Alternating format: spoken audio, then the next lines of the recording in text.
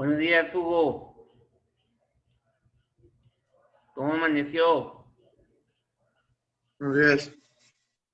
¿Quién es Judas?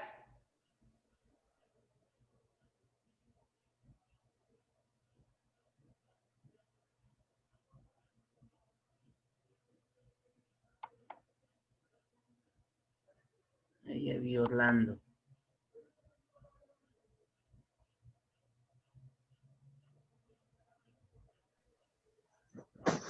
Buenos días, profesor. ¿Cómo está, Orlando? Buenos días. Buenos días, ¿bien usted? También bien, gracias a Dios. Qué bueno, me alegro, profesor. Rafa,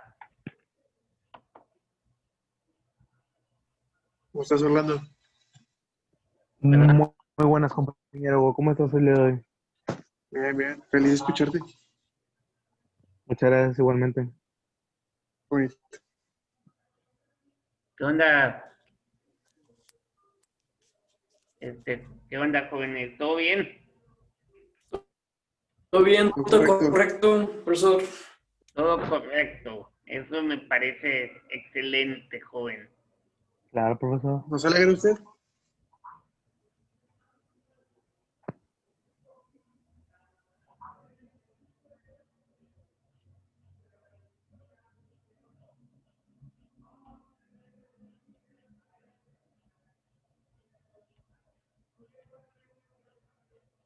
Bueno, vamos a ver el tema número 3, que son las características del diagnóstico en adolescentes y jóvenes.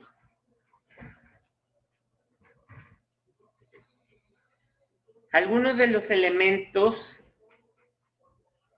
que consideramos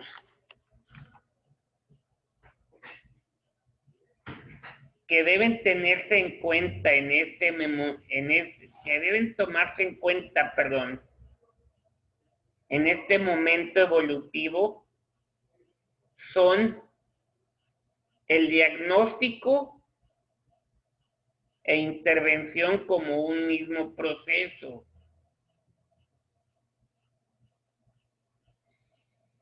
El diagnóstico no puede limitarse a la descripción de una realidad, como puede ser el sujeto, el grupo o el contexto que esté analizando. Al mismo tiempo, debe hacerla consciente al sujeto para trabajar cómo optimizarlas, superar deficiencias, desarrollar destrezas, etc. El diagnóstico y la intervención aparecen estrechamente unidos e incluso entremezclados a lo largo de todo el proceso.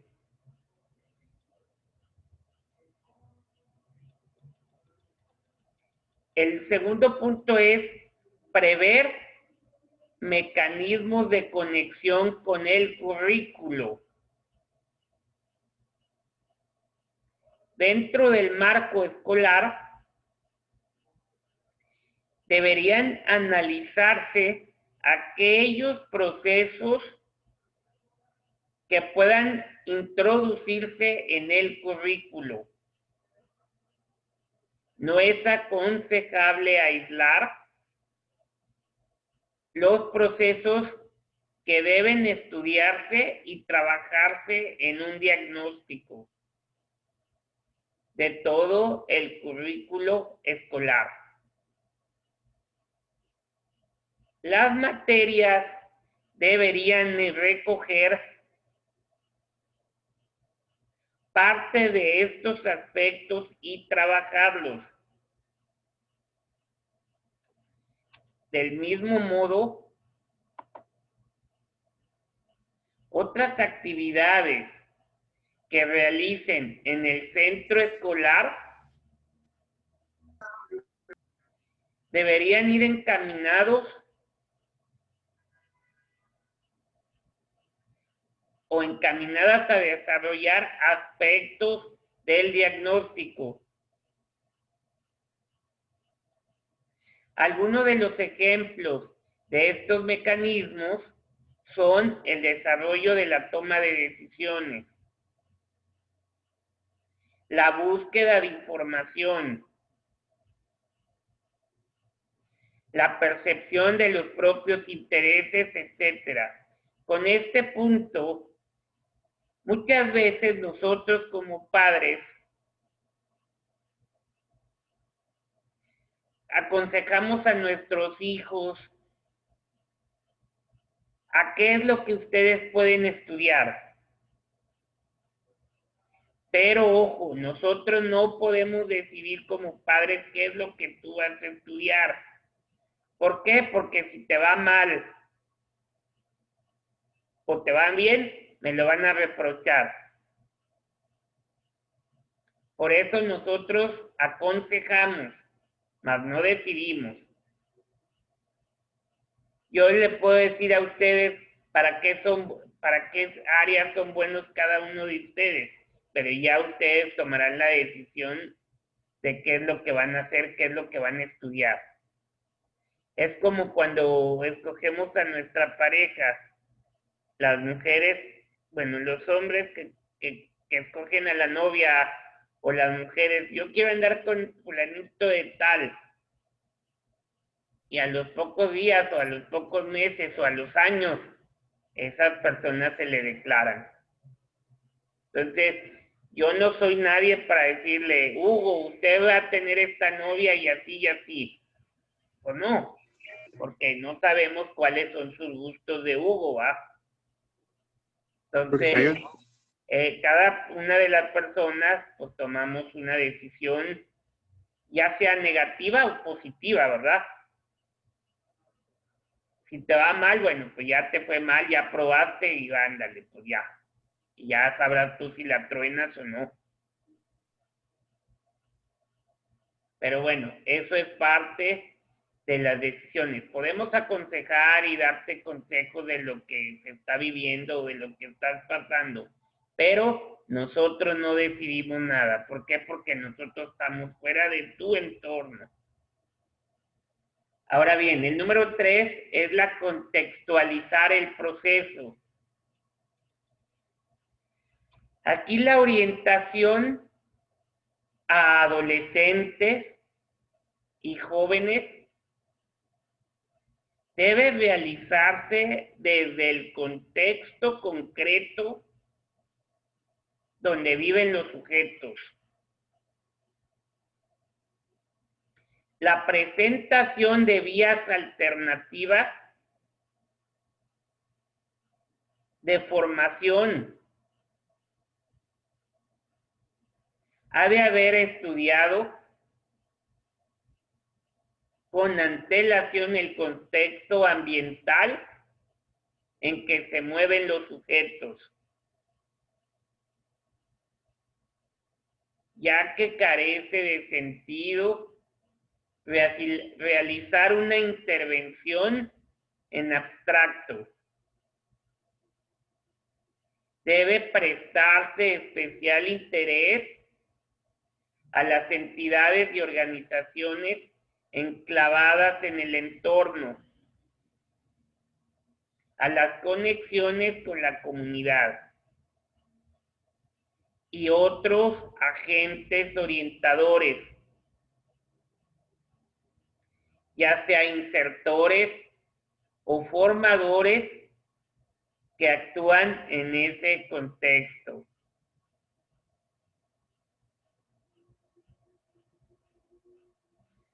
El número 4 es primar las referencias intrasujeto.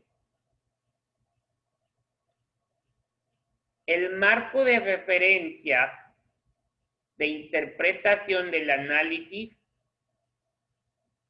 debería ser el estado del sujeto con relación a sí mismo y no a referencias normativas, a menos que estas referencias estén muy enclavadas en dicho contexto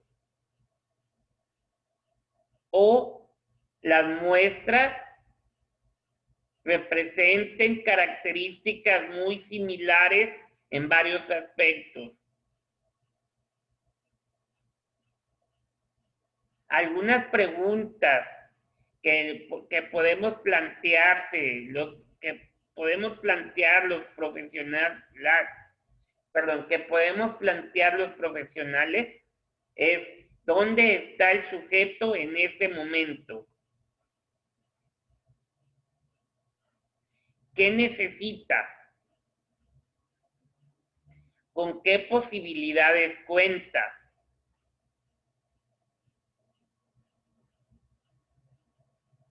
¿Cuáles son sus limitaciones más acuciantes?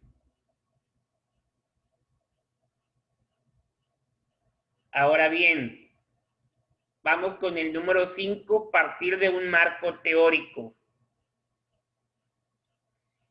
Se ha de considerar el marco teórico de actuación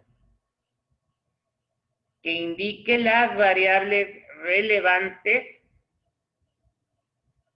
del diagnóstico a ser tenidas en cuenta.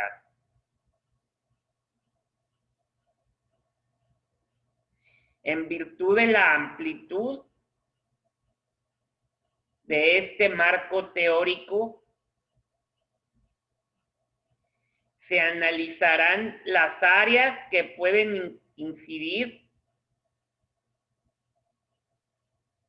en los procesos de transición que se viven en secundaria, por ejemplo, ¿verdad? Incluyendo el papel de los referentes familiares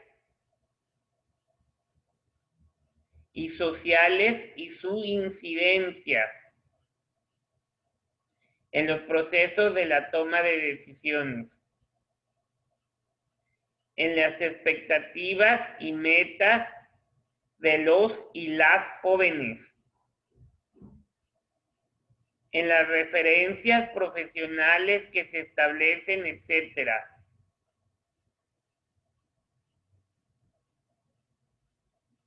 Ahora, el número 6 es seleccionar técnicas, instrumentos, basándose en unos criterios claros.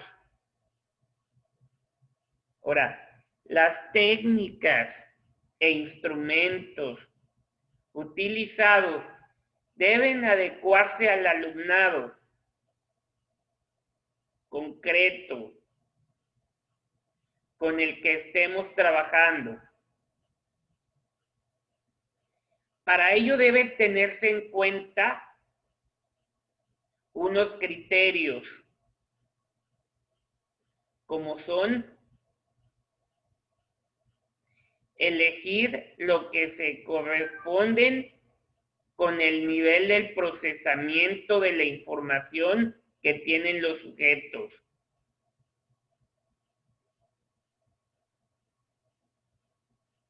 Escoger aquellos que sean capaces de captar la diversidad de situaciones de transición que pueden darse e incluso la diversidad del alumnado. Atender al nivel de capacidad comunicativa que posea el sujeto para inclinarse por uno u otro en función de cómo ponga en juego esa capacidad.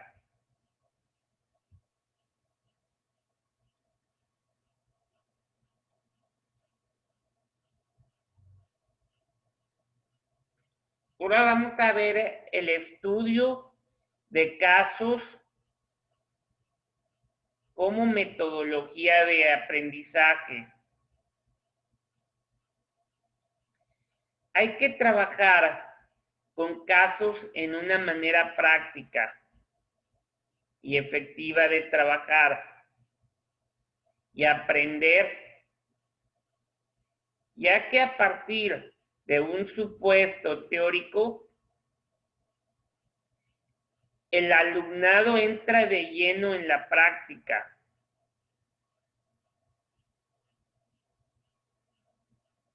El estudio de casos está en relación con el tipo de conocimientos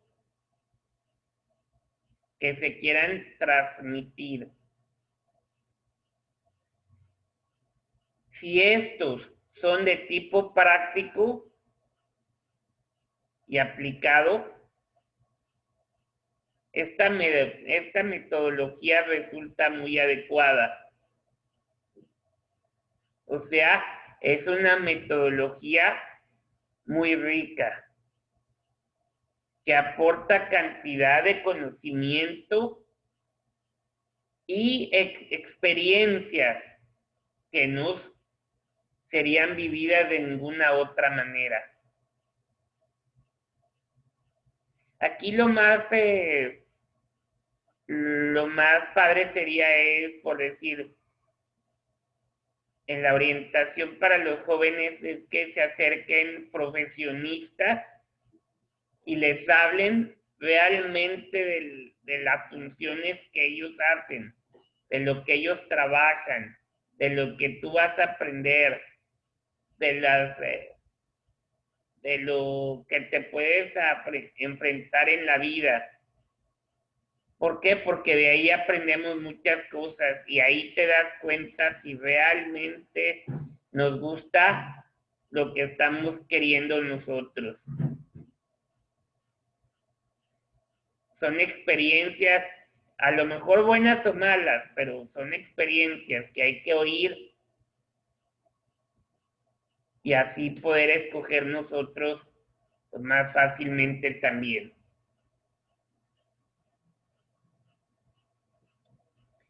Ahora, en primer lugar, porque muchas veces sí trabajamos la teoría sin ver la aplicación práctica,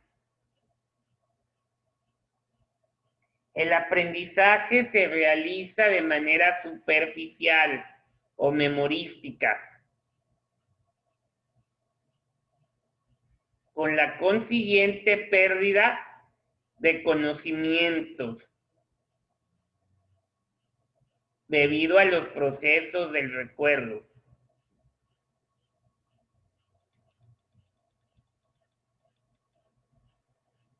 En segundo lugar, no sirve de nada saber la teoría si no se sabe aplicar. Una de las competencias de los estudios de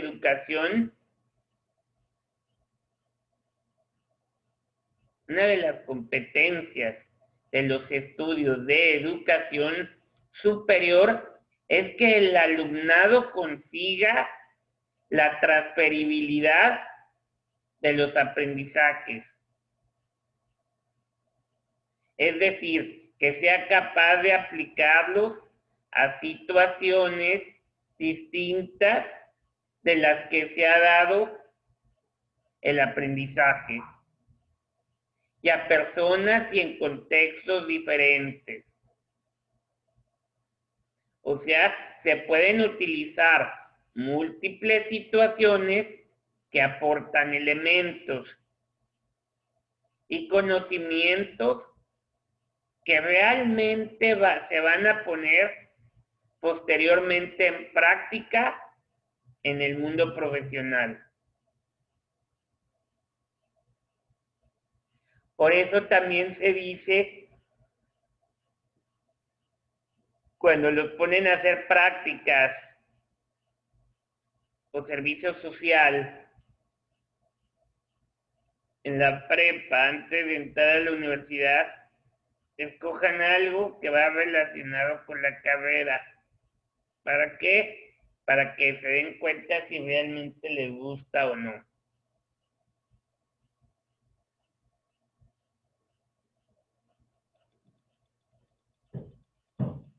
Por una parte resulta cómoda en el sentido práctico, ya que permite experimentar casi en vivo y en directo casos reales que sirven de ejemplo de lo que pueden encontrarse en el mundo profesional. Por otro lado, requiere de mucha implicación y dedicación si se quiere profundizar.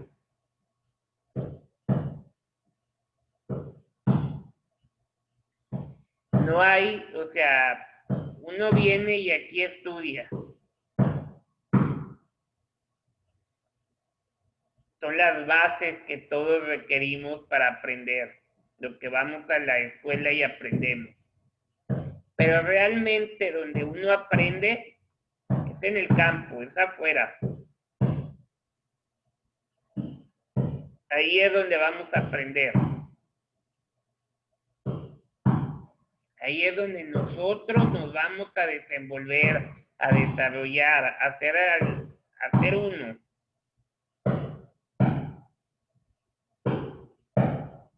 ¿Y qué hay que hacer? Echarle muchas ganas, no rajarse.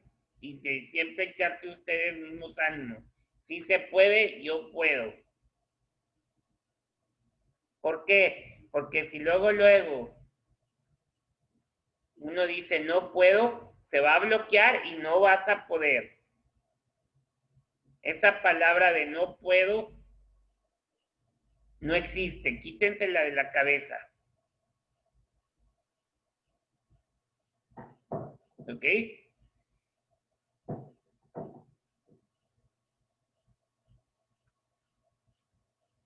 Si el estudio de casos agregamos el trabajo en pequeño grupo, esto se va a posibilitar comprender y profundizar mejor en relación con un trabajo individual, debido a las interacciones y al diálogo que se origina. Hay que aprender, jóvenes. Yo sé que muchos a lo mejor trabajamos solos y somos muy eficaces. Y a veces en equipo no podemos trabajar o no sabemos trabajar. Hay que aprender a trabajar en equipo, porque ahorita en la actualidad muchas cosas se trabaja en equipo. ¿Por qué? Porque resulta mejor, ¿va? Entonces hay que aprender a trabajar en equipo, estar participando más. ¿Para qué? Para poder ser mejores. Como elementos de dificultad para el alumnado, hay que hacer constar que requiere mayor tiempo de dedicación que otros tipos de metodología. Y que la conciencia del desarrollo del aprendizaje se realiza de una manera más paulatina. Alumnos y alumnas comienzan sintiéndose perdidos y a medida que avanzan en la resolución de los casos, van experimentando una subida en la curva del aprendizaje que sigue en aumento. Muchas veces eso no funciona, o sea, por más que quieras agarrarle la onda y decir, esta es mi carrera, muchas veces no es así. Y nunca es tarde, jóvenes, nunca es tarde para decir, esta carrera no es para mí. Acuérdense bien, a la fuerza los zapatos no entran. Si te los quieren meter a fuerza, nunca les van a entrar. Las carreras es lo mismo. Es más, hay personas que escogen una carrera, empiezan a estudiar eso y se salen. Escogen otra, la empiezan a estudiar y se salen. Escogen otra carrera y se salen. Nunca es tarde, jóvenes. Siempre hay que ver qué es lo que les gusta a ustedes hacer o en qué les gustaría trabajar por el resto de su vida. ¿Por qué? Porque de esto van a vivir toda la vida. Y si no hacemos algo que nos gusta, estamos perdidos. A fuerza ni los zapatos entran. Es más, imagínense que uno vaya a un trabajo o a hacer algo que no te gusta. No es correcto. ¿Por qué? Porque vas a estar de genio, vas a estar de mal humor, o vas a dar mal aspecto a la gente, o vas a provocar un problema.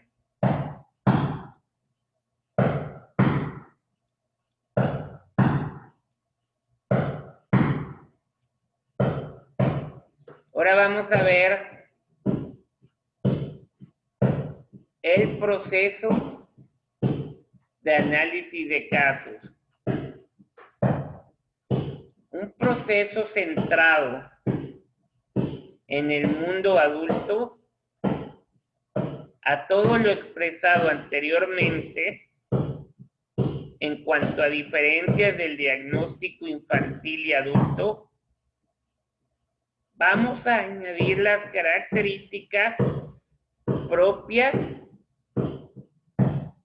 del proceso a seguir.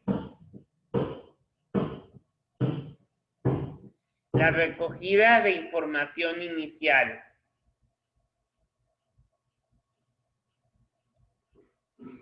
En principio, la exhaustiva recogida de información que tiene lugar en infantes y adolescentes no tiene cabida en personas adultas. Varias razones podrían argumentarse. El adulto tiene muchas más existencia temporal que el niño, lógico. El tiempo dedicado a recoger la primera información podría ser demasiado largo. Los factores evolutivos que pueden condicionar a este último no tiene sentido analizarlos y profundizar. En ellos, en la edad adulta, han quedado en el pasado. Recordemos que no estamos trabajando en un proceso terapéutico.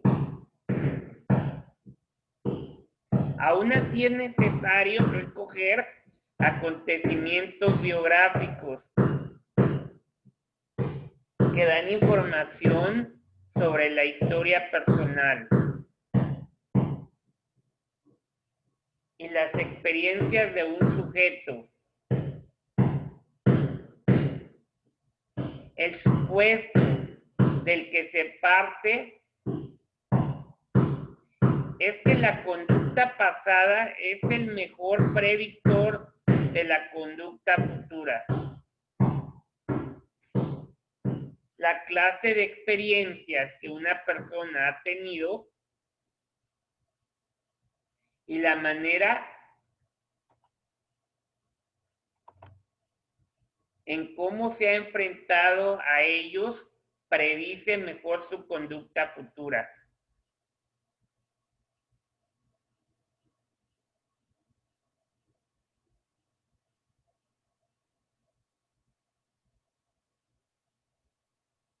En este bagaje histórico entran tanto los factores familiares como educativos y otros que parecen ser decisivos en la selección. El desarrollo profesional está influenciado por experiencias ambientales de todo tipo: escuela, casa, relaciones, amigos. Y les puedo asegurar que si ustedes van y piden apoyo en todas esas partes, todos opinan distinto. Todos les van a dar consejos distintos.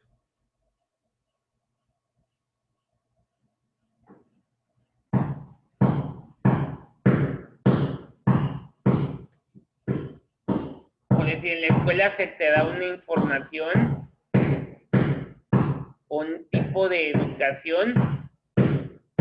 En la casa se te da otro tipo de educación. Las relaciones también te dan otro tipo de educación y los amigos igual. Entonces todo eso aporta para ya uno formar sus propios criterios.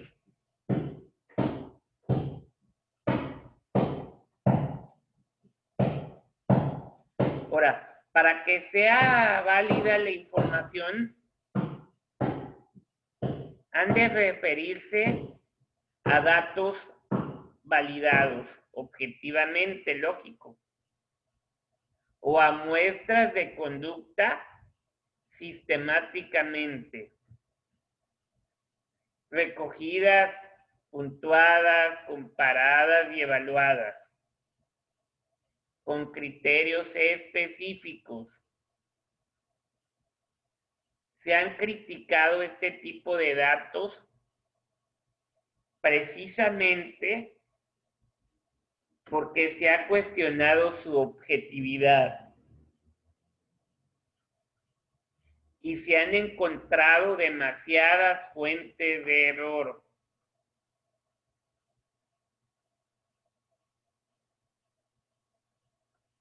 Los datos objetivos sobre experiencias previas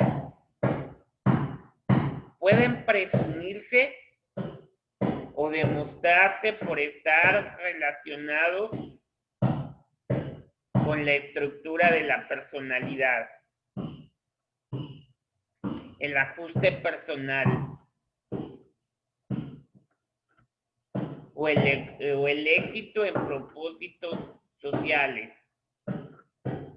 educativos o ocupacionales.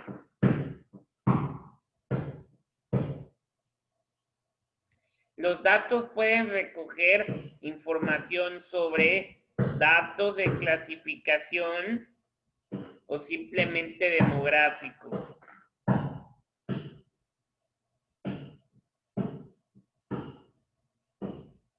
Hábitos y actitudes.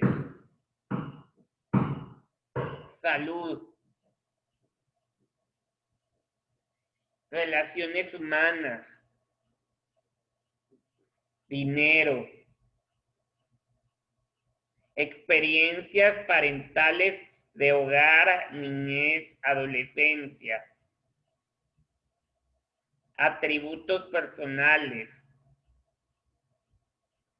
Estado actual, casa, esposa, los niños, etc.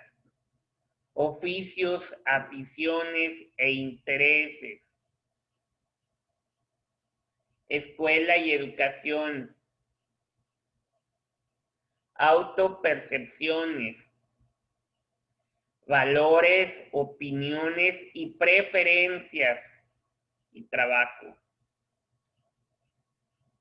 Ahora, entre los instrumentos de medida existentes Se encuentran autobiografías, cuestionarios, diarios, recuerdos verbales, cartas y producciones, expresivas y proyectivas. También existe una controversia sobre qué ítems deberían ser clasificados como biográficos. Entre otras cosas, porque este tipo de preguntas pueden variar en función de las siguientes dimensiones: verificable e inverificable, histórico futurista, cómo es la conducta actual y la conducta hipotética, la memoria, la conjetura, factual interpretativo, específico general, hechos extremos, hechos internos, estrictamente biográficos, actitudes. Y aquí nos dice que hay autores que defienden tanto una clase de datos como otros. Los que defienden ampliamente la introducción de este tipo de datos consideran que cuanta mayor información personal se recoja, mejor será para hacer las predicciones. Incluso podría incluirse algún ítem que responda a cuestiones de este tipo. ¿Qué he hecho, por decir? ¿Dónde he estado?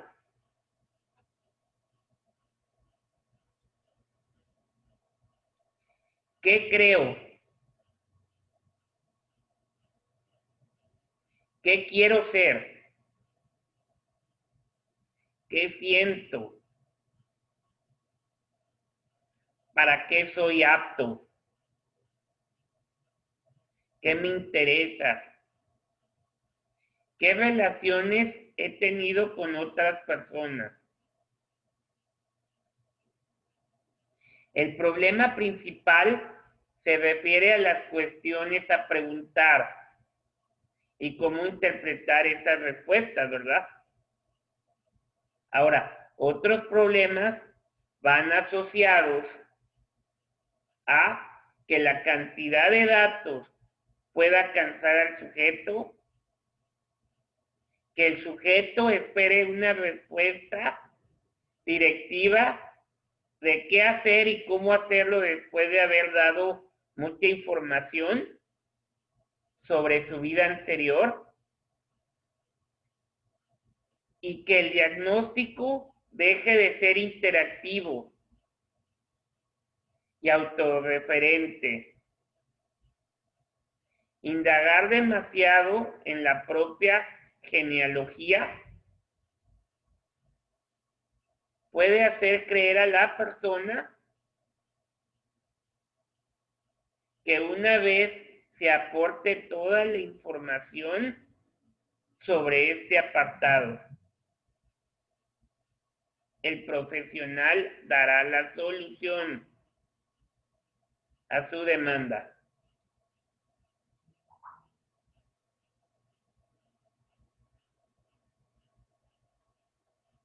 ¿Ok? Hasta ahí le vamos a parar el día de hoy, ya que falta menos del minuto.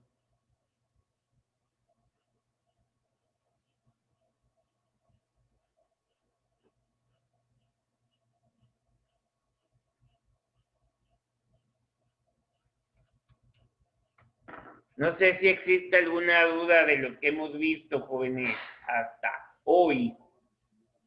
Al momento ninguna, profesor. Muy bien, Orlando, me parece estupendo. Bueno, hasta la siguiente clase. Bye, cuídense. Igualmente. Hugo, ¿todo bien, Hugo?